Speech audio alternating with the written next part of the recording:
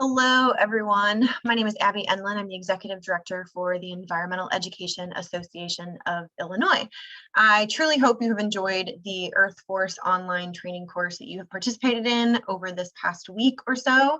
We're really excited to have you as a part of the Earth Force Illinois program, but I wanted to share with you a way that you can take what you have learned and the excitement you now have for the Earth Force process and put that into a new program that we launched back in 2020 called Rise Challenge Illinois. And Rise Challenge is an inquiry-based learning, just like Earth Force. It takes that Earth Force process and it adds the concept of natural hazards and natural disasters. This is often a topic that kind of gets overlooked in our formal education systems, and Rise Challenge Illinois really engages students, again, both in the formal and non-formal settings, in how they can investigate natural hazards, understand the risks that their communities might be facing, and then, again, just like Earth Force, take action to try and be prepared or mitigate those natural hazards, natural disasters. So again, it is Rise Challenge Illinois is inquiry-based learning, it's project-based learning, but it adds student competition and a student summit, and then it has project implementation as well.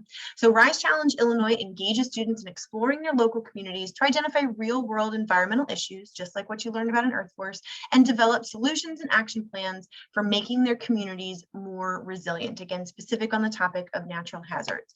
This program is in partnership with Earth Force, FEMA, the ASFPM Foundation, which is the Association of Floodplain Managers Foundation, and then the Environmental Education Association of Illinois. So I wanted to share just a little bit about this program today. Again, the audience is just the same as Earth Force. It's open to any Illinois educator. So you could be in a formal classroom, or you could be with a scout group, church youth group, any kind of nature center sort of setting. Middle school and high school age students really can dig deep into this topic and do really well, but it can be expanded both down to those upper elementary grades as well. There is program support all along the way through support sessions with EEAI and through Earth Force.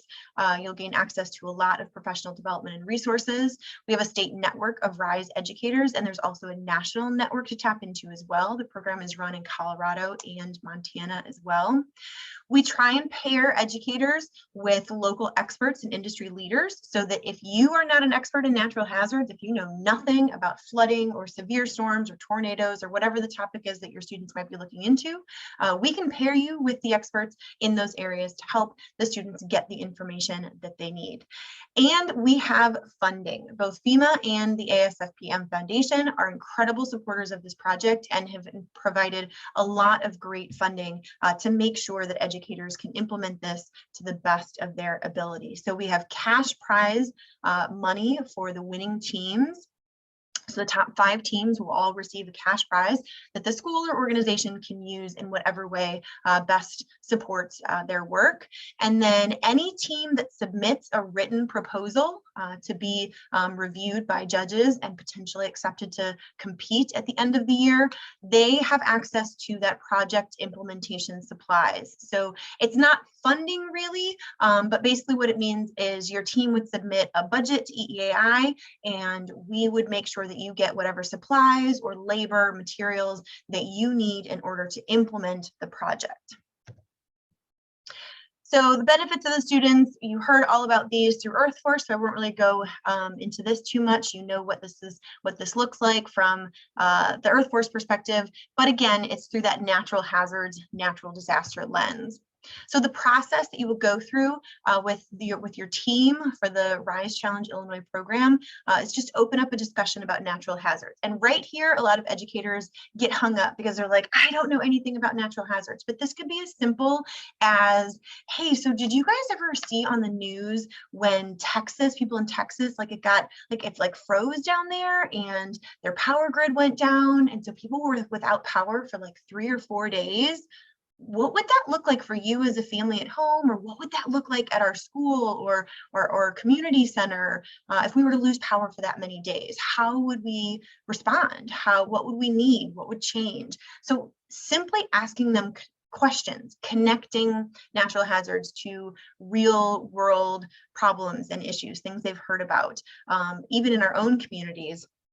talking about a recent major storm. Did they see any trees that fell over? Are there any puddles that accumulate in their yards or at the playground at school? These are really, really simple questions you can ask just to kind of get the students thinking about natural hazards in their community.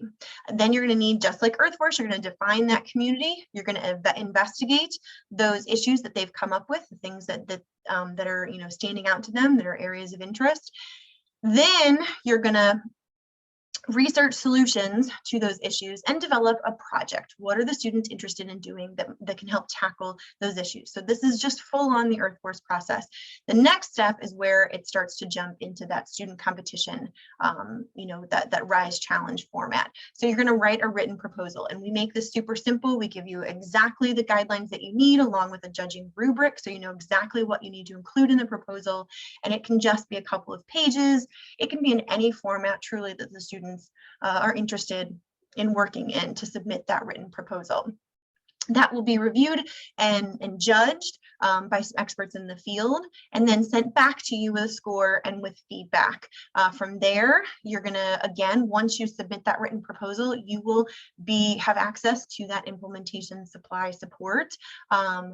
And then some of those written proposals each year will be accepted to present at the summit. So if you are accepted, you will then create your summit presentation. This is a video recording of either your students doing a PowerPoint of their presentation, or acting it out, or interviewing each other, however, in whatever format they want to create a video about their project. That's what you would do for your summit presentation. You'll submit that. Again, it will be reviewed and scored by judges. You'll be provided all of the rubrics and everything you need to know to be able to create that summit presentation. You will then have your students attend the summit.